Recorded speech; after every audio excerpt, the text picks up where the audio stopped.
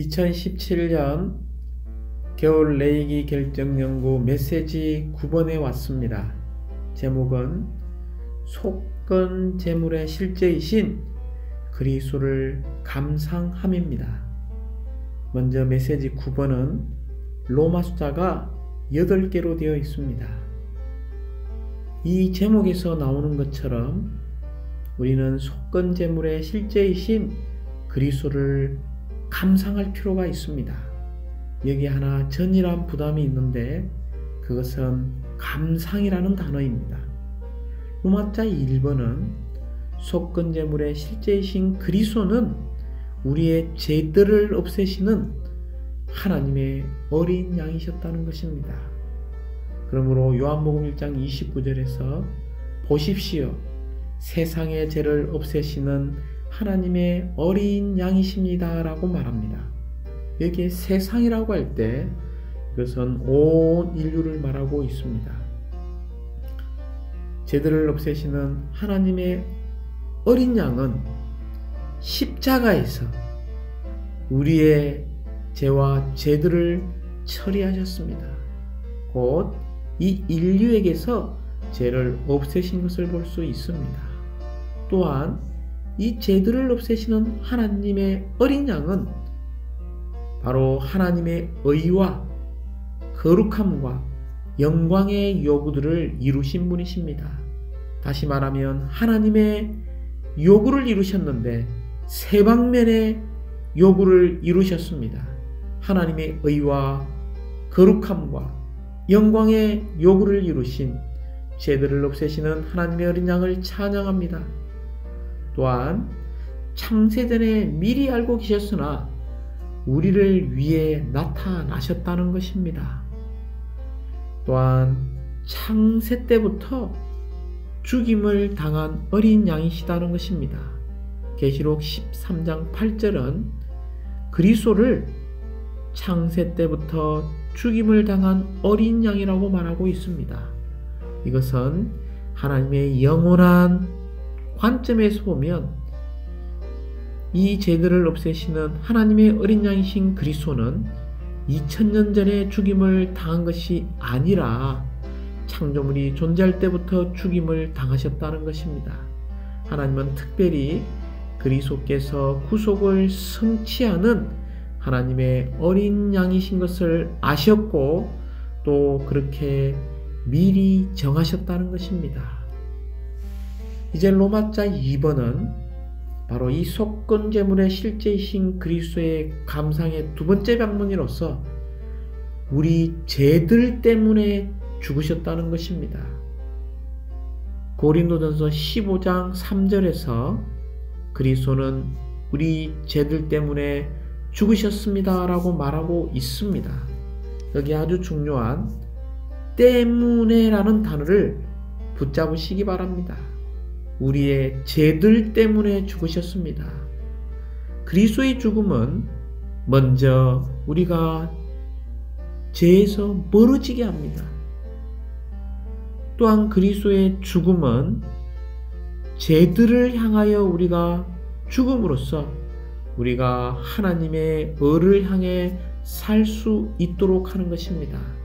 그러므로 바울은 고린도전서 15장 3절에서 성도들에게 복음으로 첫 번째 전한 것이 바로 이 복음이었다는 것입니다. 여기에서 다시 한번 때문에 이 단어는 그리스도께서 대속하시는 죽음을 죽으신 것을 말하고 있습니다. 즉 대속자로서 죽으시는 그리스도가 얼마나 필요했는지를 우리에게 보여주고 있습니다. 심지어 우리 죄들 때문에 죽으셨다는 것은 구속을 성취하시기 위해서 죽으셨습니다. 이제 세 번째 이 감상할 부분은 로마자 3번에서 나와 있습니다. 그분은 우리의 죄들 때문에 죽으셨을 뿐만이 아니라 또한 가정 가운데 죄들 때문에 고난을 받으셨습니다. 그러므로 베드로전서 3장 18절에서 그리스도는 또한 죄들 때문에 한 번의 고난을 받으셨는데 곧 의인으로서 불의한 사람들을 대신하여 죽으셨다라고 말하고 있습니다. 여기에서 죄들이 나오죠. 우리의 외적인 행위로 범하는 죄들을 말하고 있습니다. 또한 여기에서 불의한 사람들을 대신하여, 이 대신하여라는 말은 주님께서 순교가 아니라 우리의 구속을 위한 것임을 말하고 있습니다. 심지어 죄들의 장벽을 없애고 우리를 하나님께 이끄시기 위해 심판받은 것을 말하고 있습니다. 불의한 생활 방식에서 의로우신 하나님께로 우리가 돌아가도록 죄들 때문에 고난을 받으신 것입니다. 또한 네 번째는 로마서 4번에 있는 것처럼 죄들을 짊어지시고 심판받으셨다는 것입니다. 베드로전서 2장 24절은 우리의 죄들을 직접 자기의 몸에 짊어지시고 나무에 달리셨다. 그것은 우리가 죄들을 향하여 죽음으로써 의를 향하여 살도록 하시려는 것이다. 그분께서 채찍에 맞으시어 상처 받음으로써 우리가 낫게 되었다라고 말합니다. 여기에 죄들을 짊어지시고 심판받고 감당하실 때 그분은 우리의 죄들을 향하여 죽음으로써 의를 향하여 살도록 하셨다는 것입니다. 또한 채찍에 맞으시어 상처를 받으셨죠. 그가 상처를 받은 목적은 바로 우리가 낫게 하기 위한 것입니다. 그러므로 하나님은 모든 죄들을 어린 양 위에 두셨습니다. 특별히 이런 화해를 이루시기 위하여 이런 어린 양 위에 두셨음을 볼 수 있습니다. 여기서 화해라는 뜻은 진정시키다, 화평을 이루다 라는 뜻을 가지고 있습니다. 곧 화평을 이루고 진정시키는 것이 화해입니다. 이런 하나님과의 화해를 위하여 죄들을 짊어지신 그리스도를 찬양합니다. 그럴 뿐만이 아니라 시번에서 이야기하는 것처럼 부활 안에서 의를 향하여 살게 하기 위하여 그분은 죄를 향하여 죽으셨던 것입니다. 또한 주님께서 채찍에 맞으셔서 우리가 어떻게 되었습니까? 우리가 낫게 되었죠. 그분께서 채찍에 맞으셔 상처를 받으셨다는 것은 우리의 죽음의 치료를 위하여 그분께서 상처를 받으셨고 우리가 낫게 하기 위하여 상처를 받으셨다는 것을 말하고 있습니다. 그러므로 그분의 죽음에 의해 우리는 이 죄들로부터 지켜질 뿐만이 아니라 또한 그분의 이런 죽음, 죄의 짊어지심을 통하여 이러한 상처받으심을 통하여 우리는 치료받게 되고 우리를 소생시켜 의를 향하여 살게 하는 것입니다. 이제 로마서 5번은 죄들에 대한 화해 제물이 되셨다는 것입니다. 요한일서 2장 2절에서 그분 자신은 우리의 죄들에 대한 화해 제물이시다라고 말하고 있습니다. 왜 그분은 죄들에 대한 화해 제물이 되셨습니까? 이것은 바로 우리를 사랑하시는 하나님의 사랑 때문인 것입니다. 하나님의 사랑으로 인하여 하나님은 그리스도를 우리의 죄들에 대한 화해 제물로 보내셨습니다. 주 예수님이 우리의 죄들에 대한 화해 제물이 되셨다는 것입니다. 하나님은 대속자이신 그리스도 안에서 만족하시고 진노를 가라앉히십니다. 특별히 죄들의 화해를 이룰 단 의미는 첫 번째 하나님의 어려운 요구를 만족시키고 우리를 하나님과 화목하게 했다는 것입니다. 죄들에 대해 화해를 이뤘다는 두 번째 의미는 하나님을 진정시키셨습니다. 세 번째 의미는 우리와 하나님 사이의 모든 문제를 해결하신 것입니다. 이제 우리가 여섯 번째 감상할 부분은 로마서 6번이죠. 죄들 때문에 자신을 주셨습니다. 우리 하나님 곧 우리 아버지의 뜻을 따라 악한 이 시대에서 우리를 건져내시려고 우리의 죄들 때문에 자신을 내주셨다라고 갈라디아서 1장 4절에서는 말하고 있습니다. 여기에서 십자가에 못 박히신 목적을 우리는 분명히 볼 수 있는데 바로 악한 이 시대에서 우리를 건져내시기 위한 것입니다. 이런 십자가의 죽음을 통해서 배후에 마귀가 숨어있는 죄들 또한 배후에 사탄이 숨어있는 악한 시대를 처리하는 것입니다. 물론 여기에서 악한 시대는 두 방면이죠. 종교적인 세상과 세상의 종교적인 체계를 말하고 있습니다. 할례는 세상의 한 부분이죠. 십자가에 못 박혔던 종교적인 세상을 말하고 있습니다. 바울 시대에 믿는 이들이나 오늘날 우리에게 동일하게 적용될 필요가 있습니다. 이 악한 시대는, 이 현 시대는 어떤 시대입니까? 지금 우리가 살고 있는 이 시대는 너무나 악한 시대이지 않습니까? 이 시대의 유행, 이런 세상적인 것, 이런 종교적인 것이 가면 갈수록 더 심해지고 있습니다.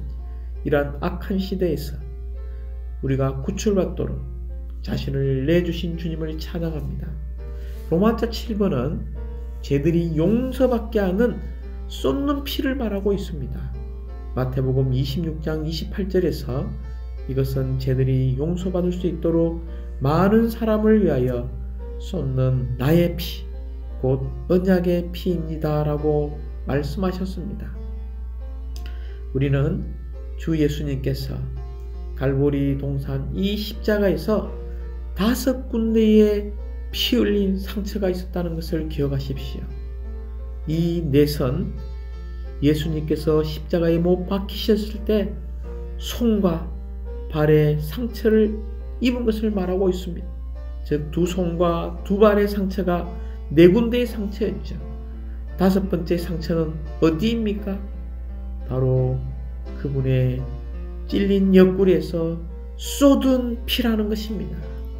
앞에 이런 4군데의 이런 피 흘림의 상처는 하나의 박해에 속한 것이라면 마지막 5번째 상처는 옆구리에서 쏟은 이 피는 바로 구속을 위한 것입니다. 그러므로 하나님의 의에 따라 주님의 피가 요구되었죠. 이 피만이 죄들이 용서받을 수 있습니다. 그러므로 히브리서 9장 22절은 피 흘림이 없으면 죄들의 용서가 있을 수 없다라고 말하고 있습니다. 그러므로 우리는 누가복음 22장 20절에서 주님의 피가 쏟아졌으며 새 언약이 그분의 피를 통하여 세워졌다는 것을 볼 수 있습니다. 쏟아졌으며 쏟은 피, 새 언약인 그의 피를 통하여 세워졌음을 감사합니다. 이것은 하나님의 완전한 구속을 이루어 우리의 모든 죄들이 용서받은 것을 말하고 있습니다. 이것이 새 언약입니다. 두 번째 이 새 언약은 하나님의 의를 만족시켰고 우리를 하나님의 축복으로 돌아가게 한다는 약속입니다. 세 번째 이 새 언약은 모든 불의에서 우리를 깨끗게 하시겠다는 약속이 바로 이 피 안에 있음을 감사합니다. 이 피를 쏟아주신 주님께 감사합니다. 마지막으로 로마서 8번은 죄들을 정결하게 하시고 높은 곳에 앉히셨음을 말하고 있습니다. 히브리서 1장 3절에서 죄들을 정결하게 하시고 높은 곳에 계신 위엄이 있으신 분의 오른편에 앉히셨다라고 말하고 있습니다. 또 참고로 히브리서 10장 12절에서 그리스도는 영원히 하나님의 오른편에 앉히셨습니다 라고 말하고 있습니다. 우리의 그리스도는 죄들에 대한 하나님의 희생제물로 드려져서 우리의 죄들을 정결케 하십니다. 우리의 죄들을 정결케 한다 할 때 이것은 우리의 죄들을 깨끗이 씻으시는 것을 말하고 있고 두 번째는 영원한 씻음을 성취한 것을 적용하는 것을 말하고 있습니다. 그러므로 이 피는 세 번째 하나님 앞에 뿌려지신 것입니다. 이 영원하신 영을 통해 드려지신 이 그리스도는 한 번에 이 구속을 이루셨고 이 효능은 영원한 효능을 가지고 있다는 것입니다.